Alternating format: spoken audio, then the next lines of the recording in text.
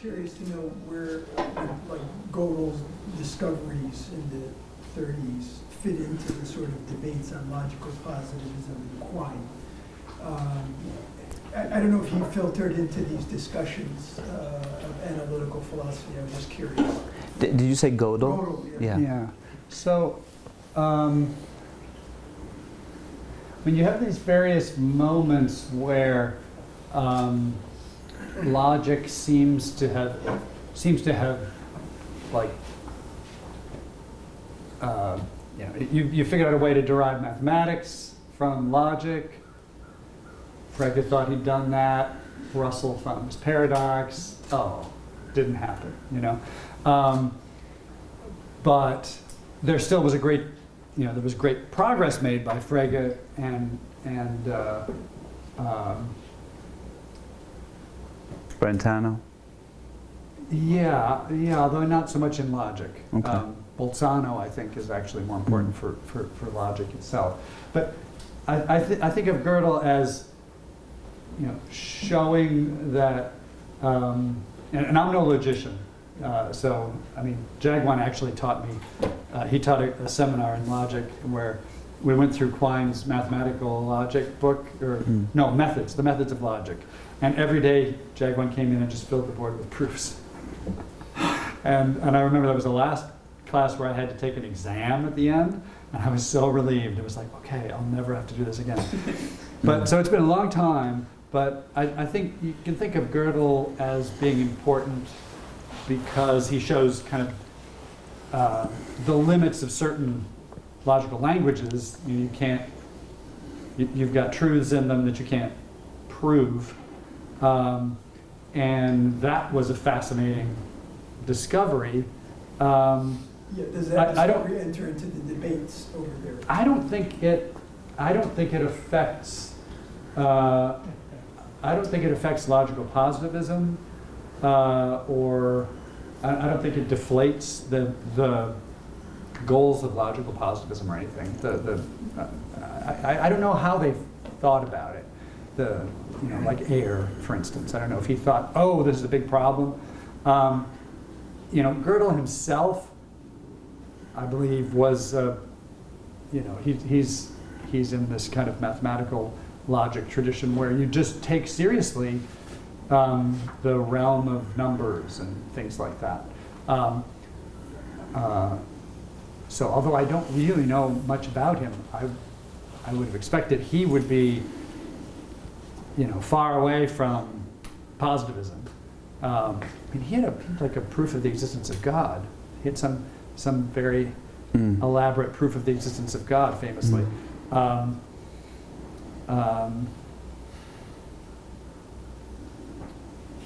But logic sort of it's like when people complain that philosophy never solves any problems, it never makes any progress. I always say, look, everything that you now think of as a science was developed by philosophers who came up with conceptual tools to work on a problem that was hard to solve, and the conceptual tools they created actually had some traction and became more and more technical, and it became a separate discipline. So we gave away, so all the medieval philosophers, they're worried about, how projectiles move, and they're worried about, cosmology and stuff like that. Of course they are. These are all problems, and they're working on them in a kind of a priori way. But eventually, they got and mathematics is part of it too. And so you have these disciplines developed by philosophers that break away and sort of have a life of their own. And it happens when you have tools that seem to get a better grip on the subject. And this happens with logic and mathematics. And so now, you've got all these logicians, like our best logician at Rutgers is in the math department. That's typical. That it's sort of it's its own thing, and Gödel is part of this new tradition where logic is so independent, at its most advanced levels, that it doesn't really interact closely with the major problems of philosophy, except when some philosophers kind of look over there and say, oh, hey, wait a minute, there's, like Putnam notices the Zermelo-Frankel theorem. Is that, am I making this up? And says, oh, this theorem has this crazy result that proves the indeterminacy of reference. And so you get that sort of thing going on. But I think by the time of Gödel's incompleteness proof, this was important, but it didn't really. There were some people who thought it had big philosophical consequences, and maybe it does, but I don't think it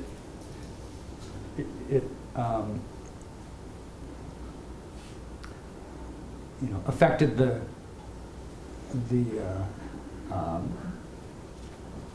success or failure of these movements, logical positivism, whatever. Omar. Yeah. No, thank you for this. This is great, and kudos to the artwork too as well. I have a lot of questions, but I'll try to. So when you're just talking about sort of the independence right now of logic from other sciences, and I remember in my class on existentialism, I think we all decided that every science department floor needs an office for a philosopher of science on the floor they can check in every once in a while to test their theories. Now, as a Christian, I would like to hear from you, I guess, why would a Christian try to meet the standards or get involved in this conversation?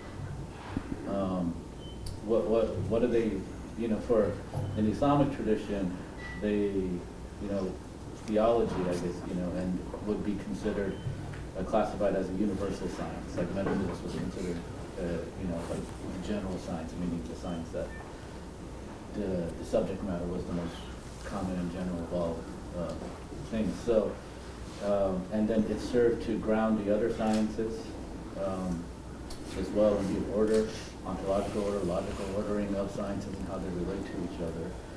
And hence you didn't find this fragmentary nature condition that you're describing here, where you would have one individual.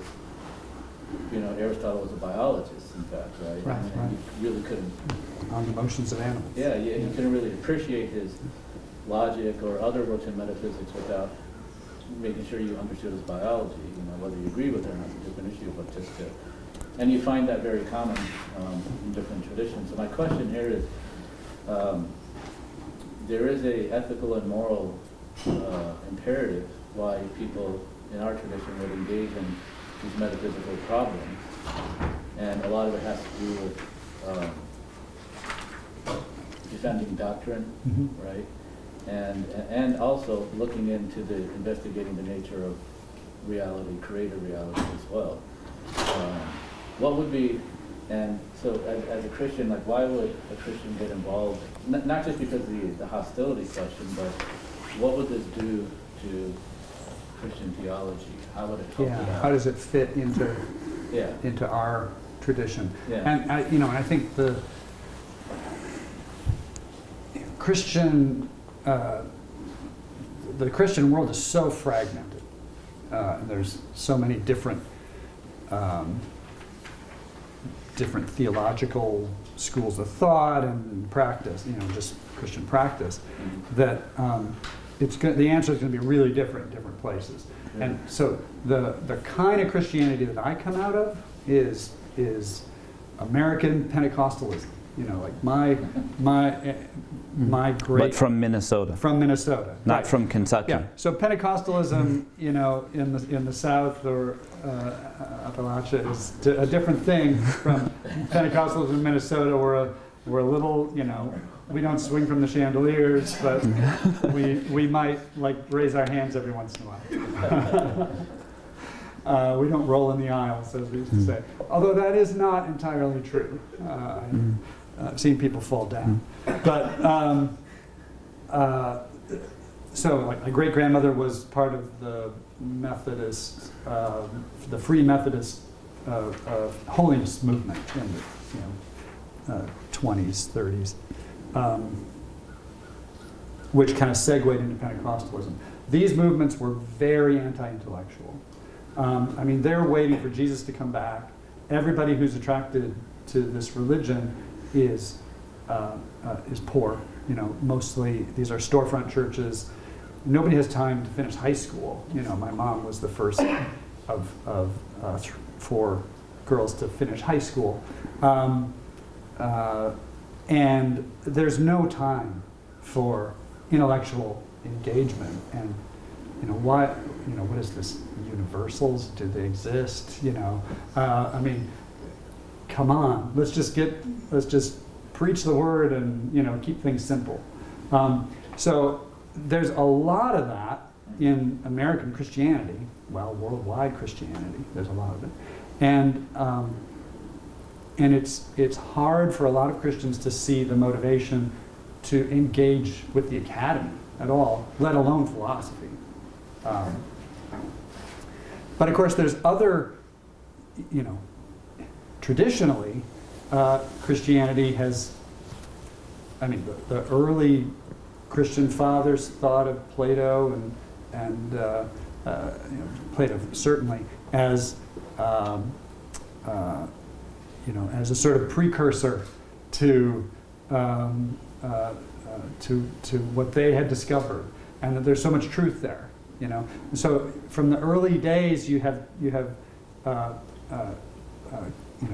Christians trying to fit these secular philosophical thinkers who seem to be addressing issues that are of great importance, the nature of the good and the true, and ultimate reality and stuff like that.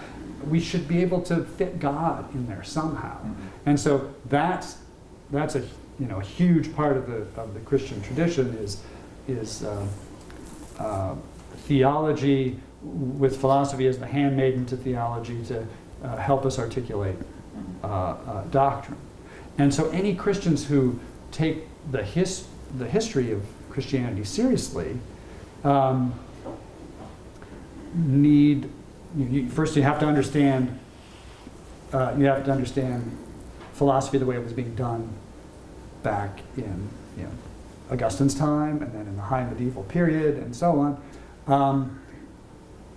and then you're gonna want to figure out how some of these ancient philosophical traditions feel a bit archaic, and it doesn't fit very well. But the questions are still there. How does God fit into the ultimate nature of things? And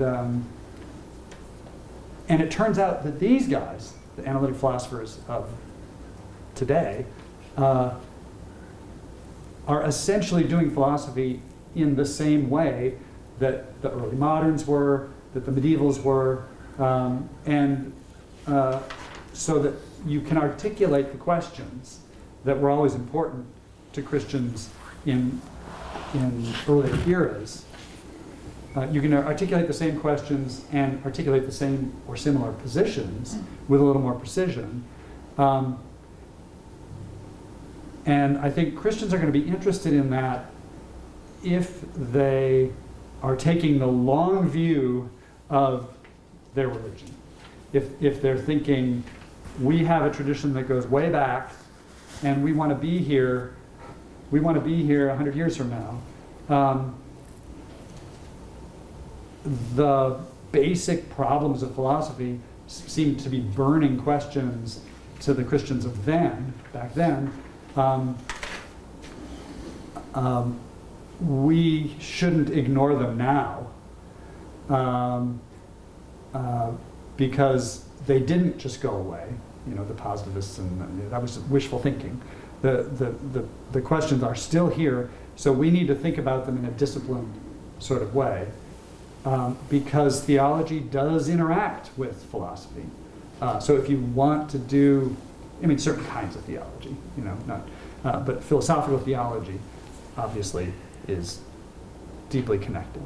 So if you're a Christian and you think that's still an important project, then you've got to figure out who to talk with. And you know, there are, like the Thomist revival were Catholics who had the sense that you could just reach back and bring St. Thomas up to date and not really engage too much with contemporary philosophy. And it didn't work well. Now, part of the problem, I think, I mean, and I'm not really a historian of philosophy, so this is all potted history, you know, that you should take with a grain of salt. But I think part of the problem was just they didn't have good conversation partners when they were trying to bring St. Thomas into the 20th century. They'd be much better off now. And of course, there's plenty of neo-Thomists now who are essentially analytic philosophers.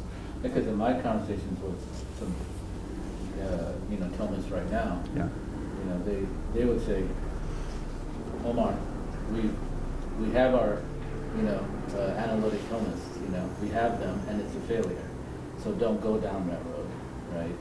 And then I'm hearing from you, well, okay, there can be another road, you know, in engaging the analytics too. And I think that's part of the conversation, you know, we're intended to have here. Yeah, I think it may really repay your time because of the you know, the stage you're at is one of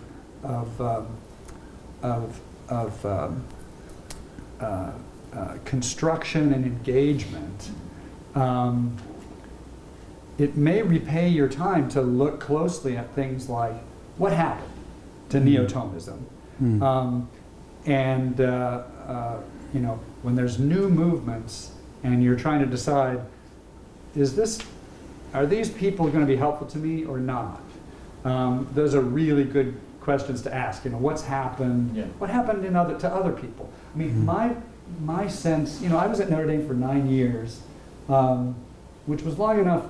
You know, not being Catholic, still very sympathetic with, you know, with what they were trying to do. It was great being there and so on. My sense is that there was an early neo-Thomist movement, Maritain being a major figure there,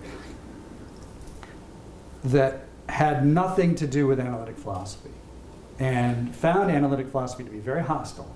And I think they were right to think that it was. And its influence waned long before the analytic Thomists of the 70s, 80s, 90s. That disappeared, the neo-Thomist thing disappeared, and then in the 80s is when you get people calling themselves analytic Thomists.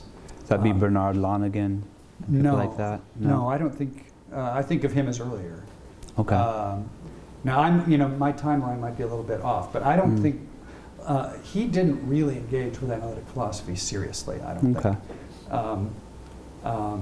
I'm thinking of people like Tom Flint and Alfred Freddoso, McInerney to some extent.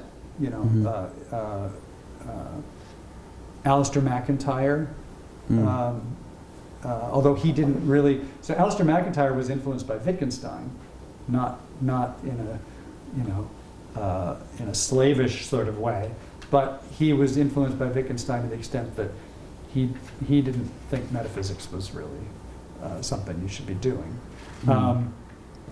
But he's sort of a neo-Thomist-ish. You know, he's you know, and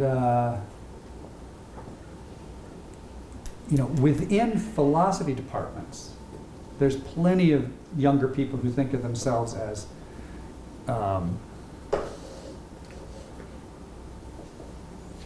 don't know if they'd call themselves analytic Thomists, but they're very influenced by St. Thomas. They're Catholic, and they're trying to work out their views. Alex Pruss at Baylor. Baylor is the Baptist capital of Catholic philosophy. there's several really important Catholics in that department. Yeah. And Alex Pruss is, I think of him as a Thomist, more or less, and he's a very important philosopher. Tim Paul, Pawl, he's written a book recently on conciliar Christology. He is a Thomist, he's an analytic philosopher. And then at Notre Dame, there's several. Now, I think people might say analytic Thomism petered out. It's no good. It sucks. But there's I'm hearing both. There's a lot of people doing it in philosophy departments. I think it's not realizing the vision of the Thomistic revival, which was like, we're going to change the world. We're going to, St. Thomas is going to change the way every discipline works and make it a little bit better. There were big figures who were, in literature as well as academia, who inspired a lot of people. And it kind of fizzled in the sense that it didn't bring about a revolution. And I think if people are looking for analytic Thomism to bring about a revolution, it's not going to happen. But Thomists are at the table in analytic philosophy, and they're important, and people take them really seriously. So I think it kind of depends on what you're hopeful for. And I can imagine some Catholics saying, yeah, analytic Thomism wasn't what I was hoping. Asad, you said your uncle was Nu'man Haq. He was at Rutgers and he retired, right? Yeah, many years ago. Many years ago. What department was he? Religion. Religion. Okay. Yeah, he's done a lot of editorial work with Oxford and others. But Dr. Asad, please. So thank you for that. It's really wonderful historical bird's eye view. It's a McIntyre kind of thing. Alistair McIntyre rolls over long periods of time very quickly. I have a comment and then a question, because I also want to delve into specific questions. Yeah, good. And I want to see if it's worth relating that to the Islamic tradition. My comment first, which you can also respond to, and I suspect this might be a statement that might last a minute or two. So sure. Please bear with me, because I have so much to say given what you've said. So the first point is I would like us to reflect on the particularities of the career of the tradition that you have laid out here, and the extent to which the questions that are asked, the inquiries that are posited, and the answers that are given are responding to a particular historical tradition. Right? We think of philosophical traditions, including the analytic tradition, as somehow divested of an internal dialectic of philosophy. Right? There's a reason that logical positivism emerges at the time that it does. Carnap wrote, I'm sure you know much more than me, because I studied this a long time ago, this biting response to Heidegger in his Philosophy and Logical Syntax, a small little book. Yeah. Mainly because the argument is that Heidegger's claims cannot be put in logical form. They don't follow the rules of logical syntax, right? And this is at the same time at the Vienna Circle that we're seeing sort of an embrace of secularism, and so logical positivism serves that as well. When we get to Quine... And science envy. Science envy, exactly. So it's a very specific set of concerns that are shaping the tradition. And it's worth thinking about whether those concerns in the history of the tradition can be grafted onto the Islamic tradition and whether they're relevant or useful, or will, as I was saying, I think in a Zoom call to Jihad, whether they will end up doing violence in providing a certain lens that does not belong to the Islamic tradition by positing inquiries that are not from within the tradition. In other words, sort of redirecting the tradition's trajectory with a view to the framework that's being provided by a tradition that has its own particularities. So that's one thing to reflect on for, by all of us. Even when Quine comes along, of course, in his, when he writes, for example, on what there is, there are very specific set of concerns that he is driven by, right? He doesn't talk about God as far as I remember. He talks about, clipping Plato's beard, and because, the kinds of claims that can be posited would end up in a proliferation of universals so he's responding to actually tradition, that is tied to idealism and the responses that come from Russell and so on, right? So Yeah. again, he's operating in a very specific context. So that's my one comment, and then perhaps a question we can all engage, right? To what extent is following this tradition of analytic philosophy relevant? The second thing, this is now a more substantive question that I would really like to hear about, because tomorrow's talk that I will give will actually deal with questions of how logic in the Islamic tradition, in certain cases, must fall back on questions of ontology. Right, so logic as developed in Avicenna, for example, especially the modal logic, is concerned with being able to produce justifiable syllogistic conclusions. And so how do you read modals? Well, do you read them as necessary qualities of entities that you're speaking about, or whether they are simply descriptors, kind of as you have in Russell in Kripke and Lewis. That's actually how I got into modal logic as an undergrad. It was the Kripke-Lewis debate that brought me to Avicenna, and I realized, he has a different set of concerns. Yeah. So let me give you an example, and I would like to hear about what the analytic tradition would do with this problem, and whether it is relevant for the Muslim tradition. And it will actually nicely help me think about tomorrow's talk. And I apologize, I've already gone for too long, but this is the moment to have this conversation.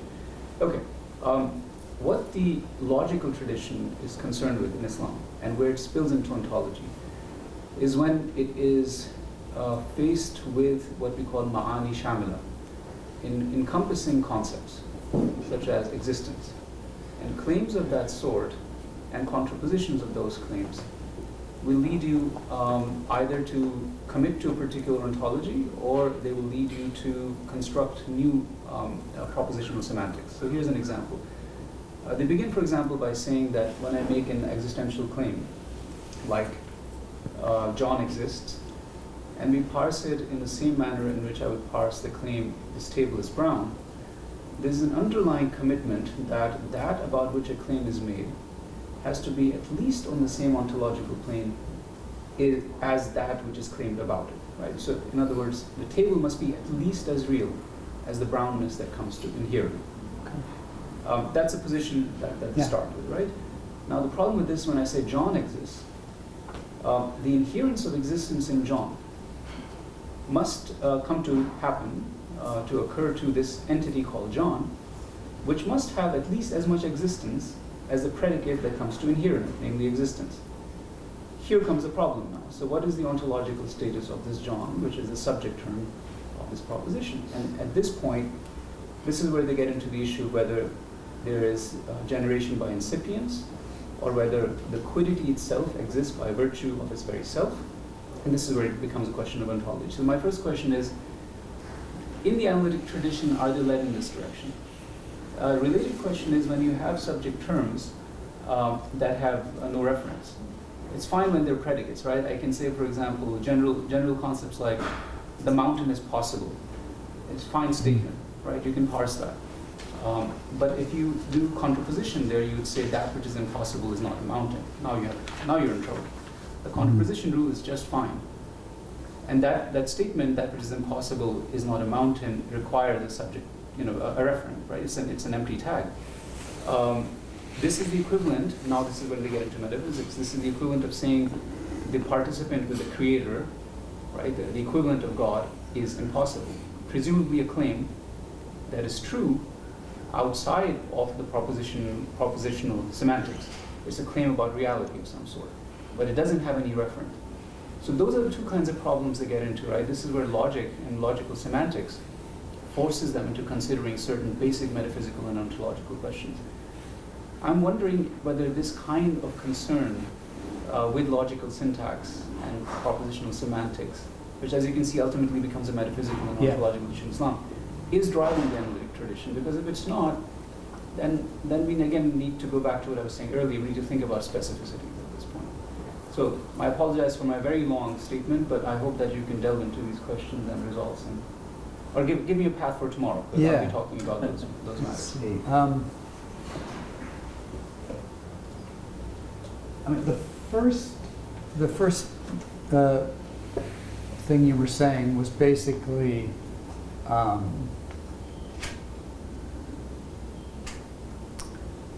how narrowly constrained are the assumptions with which analytic philosophy is working? Roughly. Yeah, something Something like that. absolutely. Which, you know, if you think only these 5 questions are really worth asking, and then everything that goes on in this field is addressing those, you're essentially assuming that, you know, these are the only 5 questions that matter, and it kind of limits things. And if you're somebody for whom, you know, either those questions have false presuppositions, or those are not important questions, not nearly as important as these other ones, then you can't just, you know, if you train yourself in this tradition, and you know, by the time you're done, you're going to think these are the most important questions. And I mean, this was I think a very important feature of the experience of Christians in philosophy in the post-Tusk world, in the trunk here, was people like Plantinga and Bill Alston, Robert Adams, Marilyn Adams, then Eleanor Stump later. They had incredible independence of mind, and they inspired independence of mind in other people. And one of Plantinga's, I think, great contributions to Christian philosophy is just to say to people who had kind of narrow views about what questions are okay to ask and what positions are feasible. He would say, well, why would you think that? You know, and he wrote a paper called Advice to Christian Philosophers, which was sort of a plea for independence of mind. Think about what matters to, you know, you're not just addressing other philosophers. You should be thinking about what matters to your tradition, your Christian community. What are the problems that you need to think about? Because philosophy does affect and should be a tool that addresses issues that matter to Christian thought, understood more broadly. So, and you know, and I think that people took up that challenge and were given some courage because of it.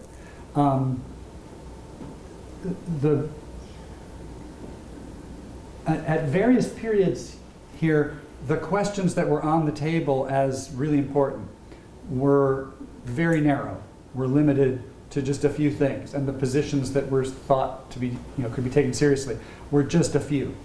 And this was especially true, this is a problem with my drawing, it's especially true in the middle period where it's fat.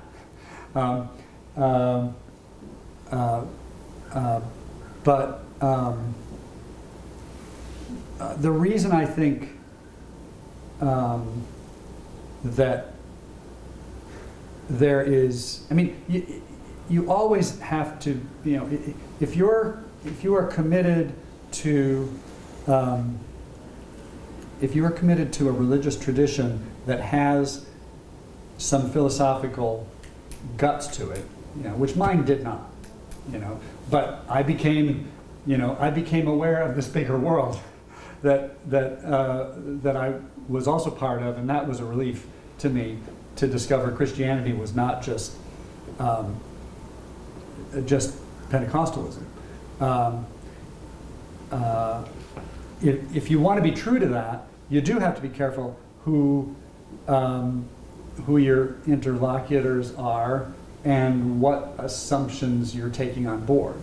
I think that's very important, right? So, I mean, I actually found when I was an undergrad, Ruth had retired. Charles was still there, I think, on his way to retirement. And these things, and you know, we would talk about universals a lot.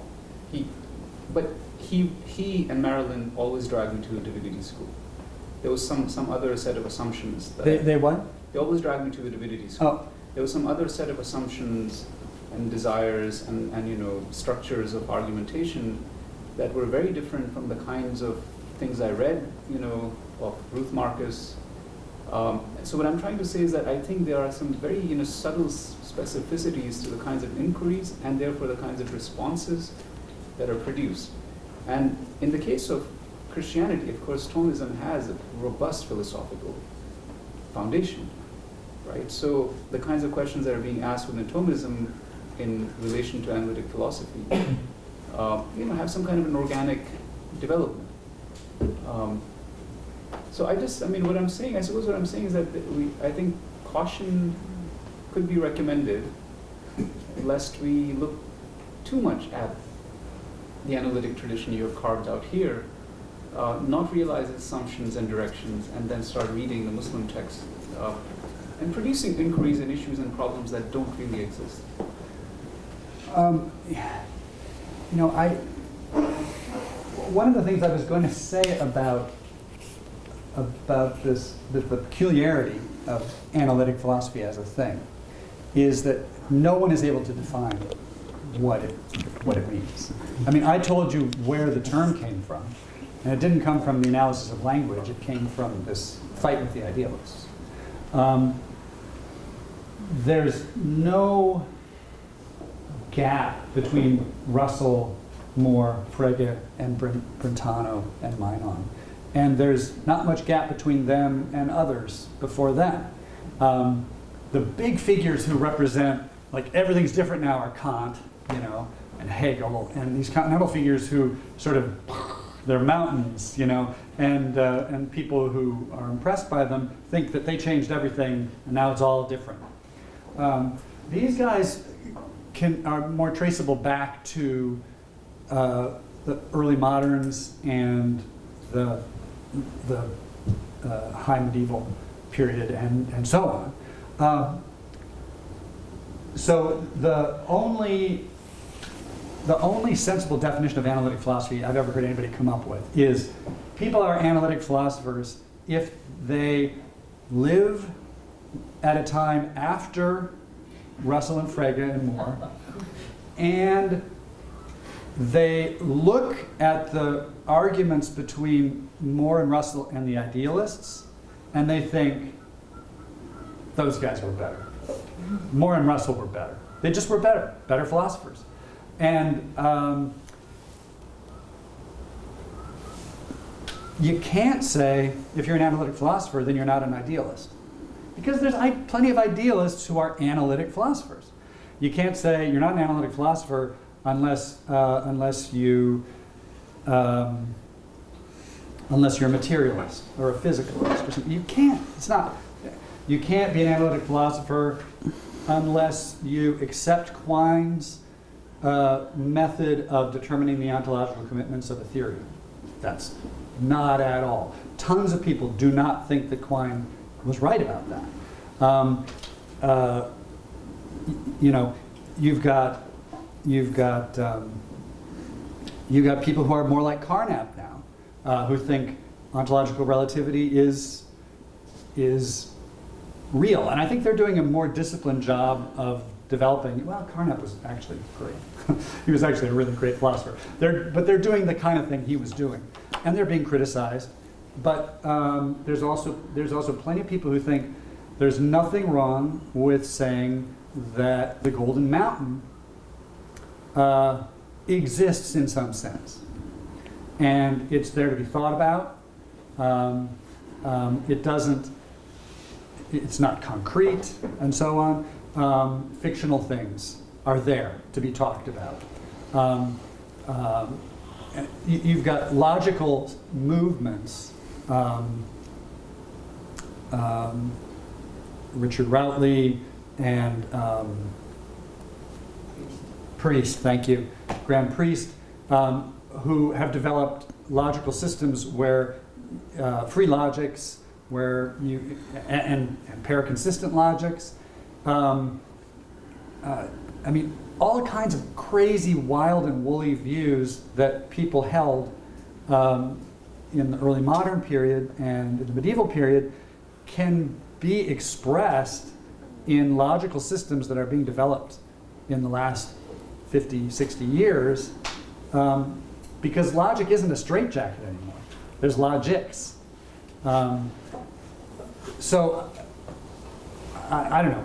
My plea is that you look closely at what's available here and the range of things that are taken seriously within analytic philosophy, and I think you're going to find it's like all over the map. There isn't just one logic anymore. And that sort of takes us into the second thing that you were saying, which was something, you know, that there might be peculiarities, you know, a specific kind of connection between ontological commitments and the kind of logic you develop.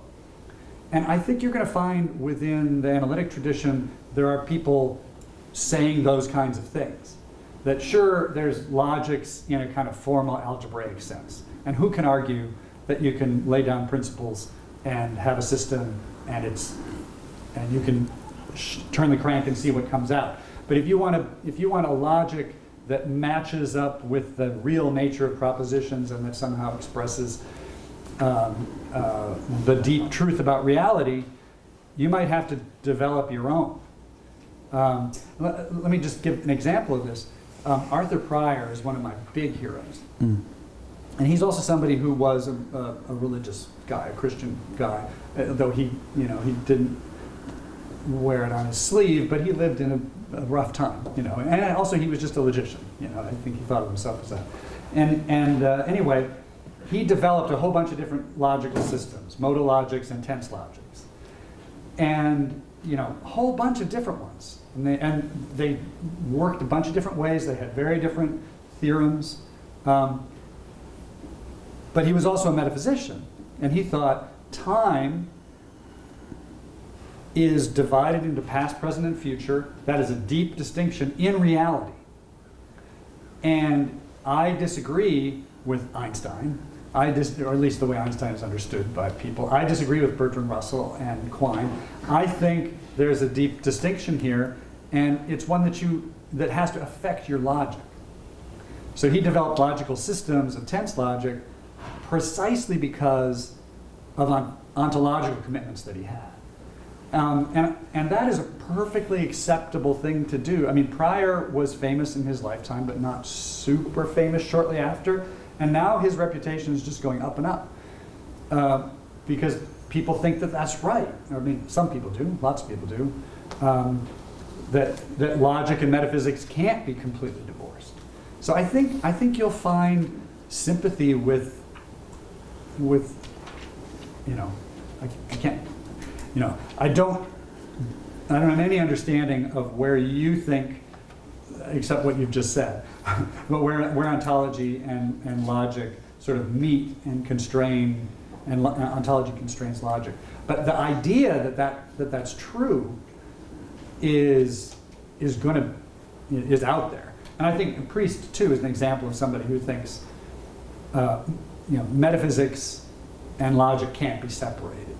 And Kit Fine thinks that too. I mean, these are the most famous logicians working right now. Kit Fine, Timothy Williamson, Graham Priest.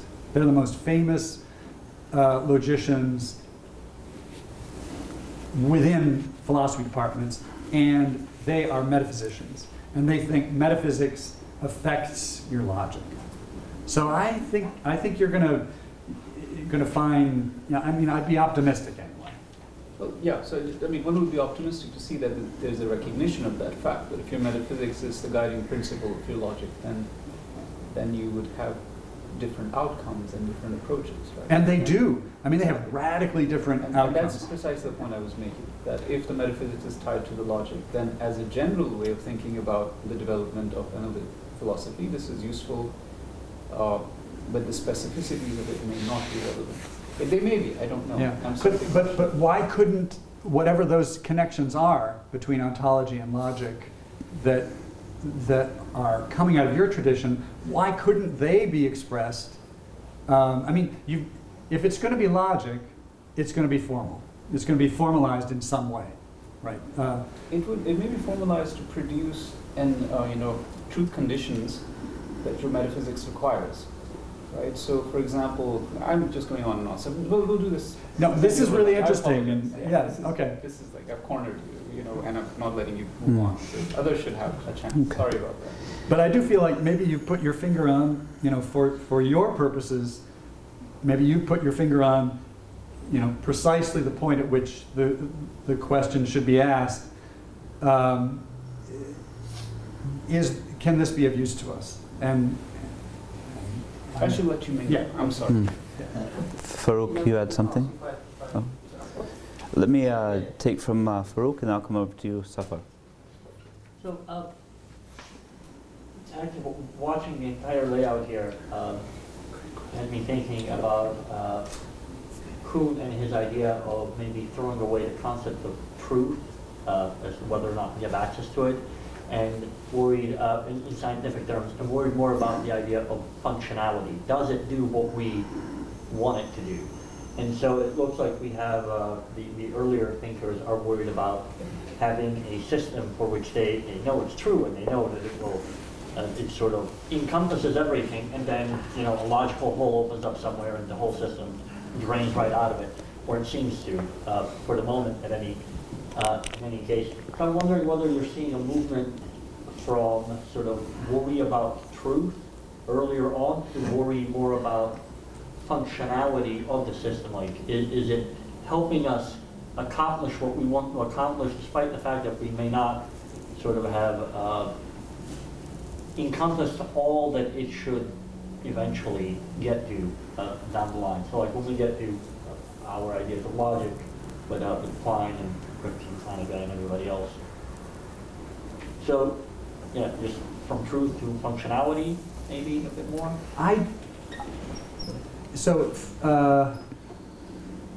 It sounds like you're describing a kind of pragmatic turn, a kind of turn towards a pragmatism about the theory that we develop. So the theory isn't aimed at saying what the truth is about universals. It's aimed at being useful when we need universals to do things like, you might need, so in my handout, one of the reasons for believing in universals is just because you need them to study language. When you've got to do semantics, you want something to correspond to predicates, and you have this whole theory that seems to need reference to something that corresponds to the verbs or the predicates. And so you might think, yeah, we should just be pragmatists about the theory of universals and provide universals that will, a theory that will fit well with other theories, but not worry about whether it's true, or say truth for the theory is just that it works. I think certainly within semantics as a discipline, as part of linguistics, they often do and can think of the models that they use as, will represent the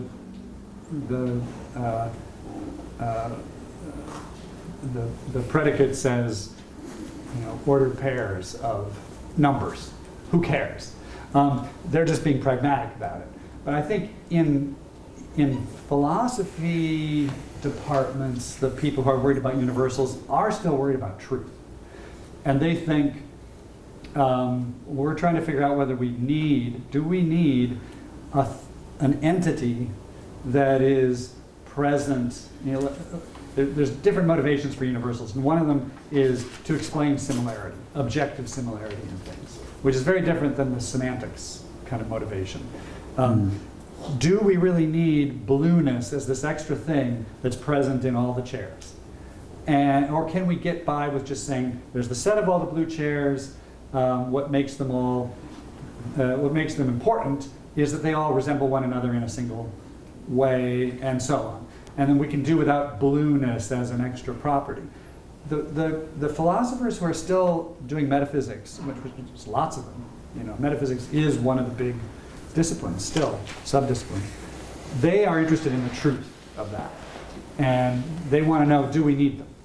Is it true that there is, you know, and there's some people who, like David Armstrong, thinks blueness is an extra thing, and it's there, and it's there, and it's there, and it's the very same thing, identical, but present in multiple places. And he thinks that that's true, not just useful. So I don't think there was a pragmatic turn that happened. There's just proliferation of views, and part of it is just sociological. The discipline is so much bigger. There's so many more people. It's not dominated by a few people in Cambridge and Oxford and Harvard. You know, it's huge, and so you have people defending all different kinds of views, and they're defending the truth of them, at least, you know, the plausibility of them, plausibly true. Okay. As a quick follow-up, I wasn't so much worried about whether the blueness exists in the chair, the assumption maybe should be that when we talk about that, that's either true or it's not, but more in the sense of, if I have a view, it doesn't matter how well I'm theoretically defending it, if it doesn't function the way I want it to. So rather than being worried about just the theoretical defense of a position, worried about whether it translates into my ability to meaningfully collect all the blue objects in the room, right? If my theory of how we understand blueness doesn't allow me to find all the things that I consider blue, then it's wrong, and I'm sort of done with it. I need a better theory to go forth in the world. Not from a purely pragmatic standpoint, Okay. but just if it doesn't function in the world, it can't be true kind of idea. I think one thing that is carried over from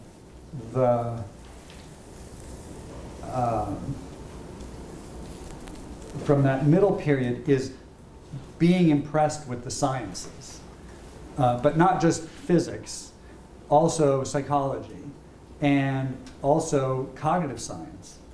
And you know, Chomsky was a philosopher as well as a linguist, and the Chomskyan revolution was very impressive.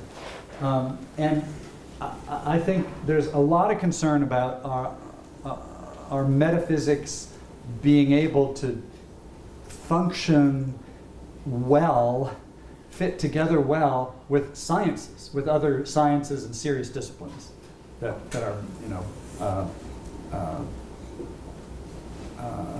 that have some kind of you know, philosophical foundations to them.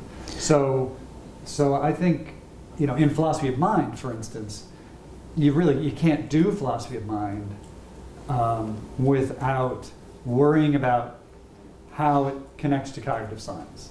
And if you've got a theory of, you know, so like I like all these arguments for sense data or qualia or something like that. And they're purely philosophical arguments. They're the old kind, like Leibniz's mill argument, you know. If you went in the mill, you see all the gears turning, but you don't see any colors or feelings or whatever. So the feelings have to be something extra.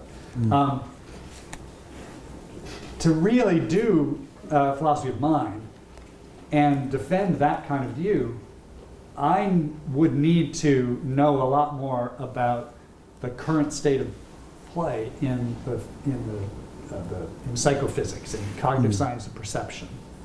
And I'm sort of trying to get informants. I mean, I've got this grant proposal that if it comes through, you know, we'll be working, we'll have a team that works with Phil Corlett and Brian Scholl, who are cognitive science guys who study perception at Yale. You just can't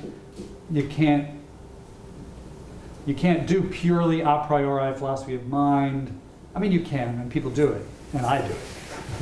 but it needs to make contact with these other disciplines, and if it's useless to them, then that's a problem. So maybe, I don't know if that is the kind of functionality that you're. I mean, getting some sort of feedback from the world, like if what I Yeah. believe is true and then I act on it, Yeah. will the world be the way that I presume that it would be based off of my assumptions about, this is the truth. And Yeah. if the world keeps kicking you as a result of you doing this thing, then it seems that something about Something's the world wrong. is wrong. Yeah. Whether or not you can sort of find a flaw in it logically, right? If the starting assumption is about the nature of humanity and that nature is off, it's a great premise for a sci-fi movie, just not a great premise for reality Yeah. that we have to deal with. Okay, so let's shift now. Lunch is ready. Let's have Safarouk weigh in, and we'll briefly answer, but then we can continue over lunch. But let's go ahead and close with Safarouk's.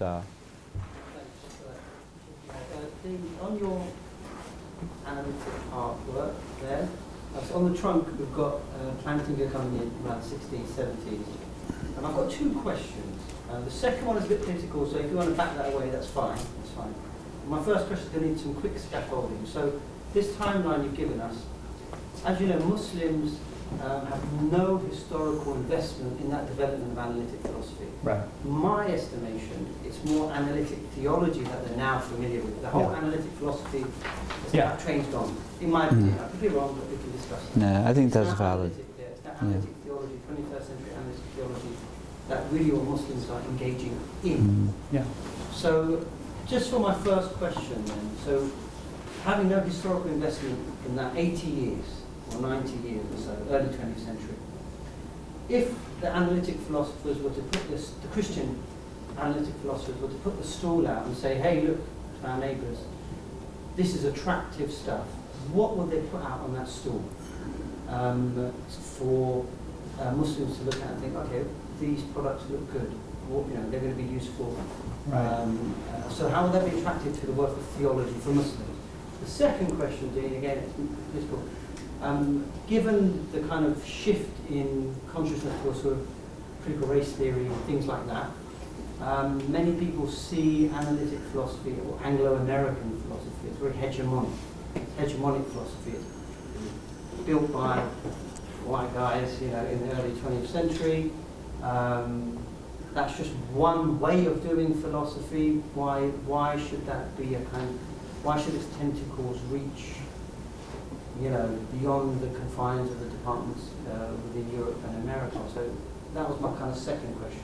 Like I said, feel free to back that way. Dean, if I could just, one point to just expand upon for him that I had as well as, so there's analytic philosophy and there's the analytic theology, but then how can you work analytic philosophy of religion?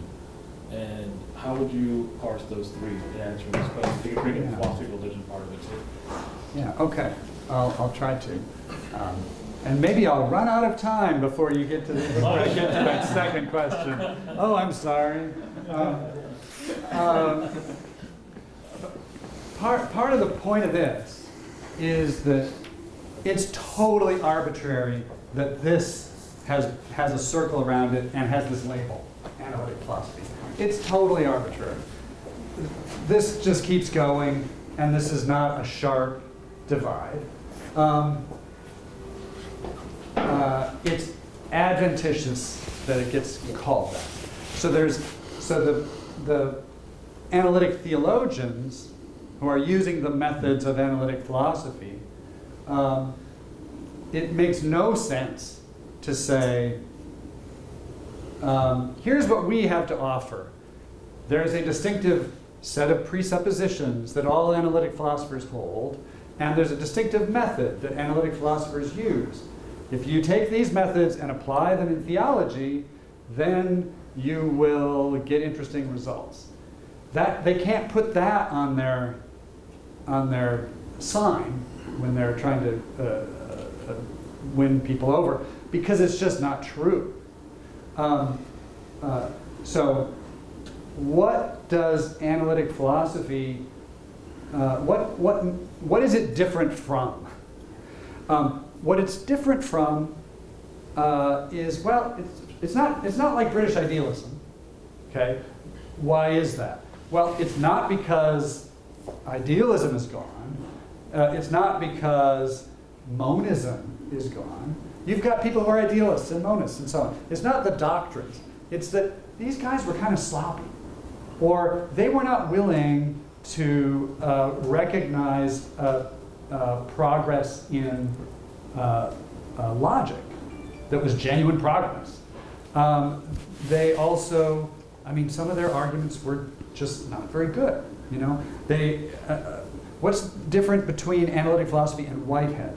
Well, Whitehead just wasn't willing to define his terms. He built a system, and he didn't tell us how to get into it. What's different? The difference between analytic philosophy and Heidegger? Kind of the same, honestly. Now, there's analytic philosophers who who are recovering Heidegger.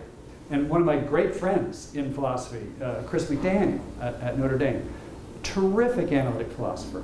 He gets stuff out of Heidegger that I could never get out of Heidegger. And I think it's really interesting. And he expresses it precisely in a way that Heidegger did not do.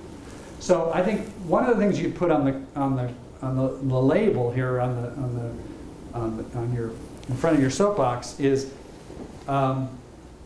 be as precise as you can, define your terms as far as you can, pay attention to logic when you give your arguments, because those idealists were kind of, you know, Bradley had big ideas and he wrote well, and he actually did know some logic, but he gave some really bad arguments.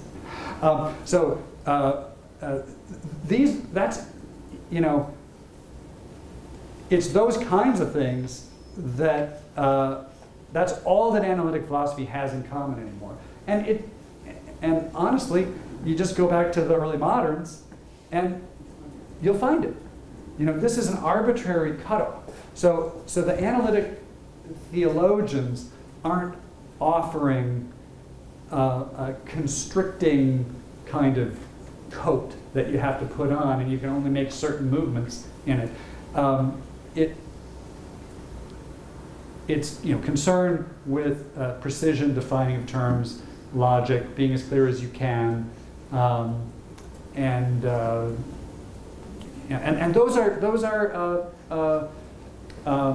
just virtues in theoretical work of all kinds.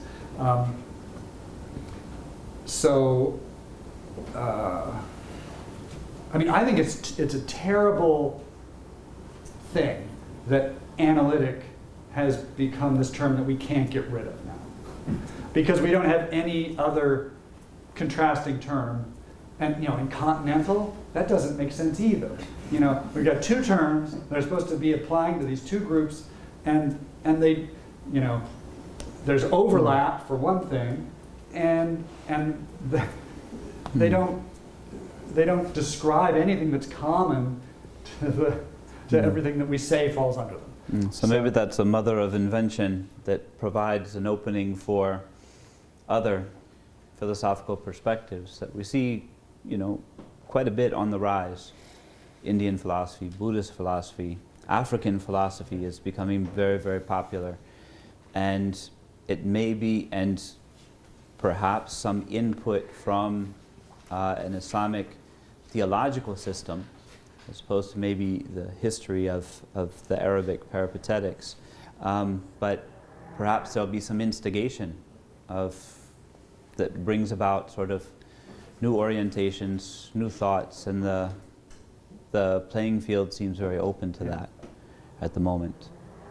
Receptive, at least. I mean, and just one word on your second question, which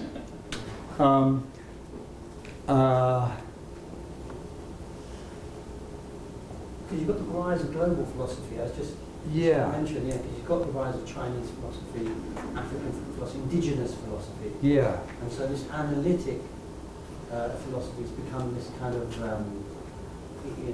this dominating method Yeah, but totalizing it. But is there a method there?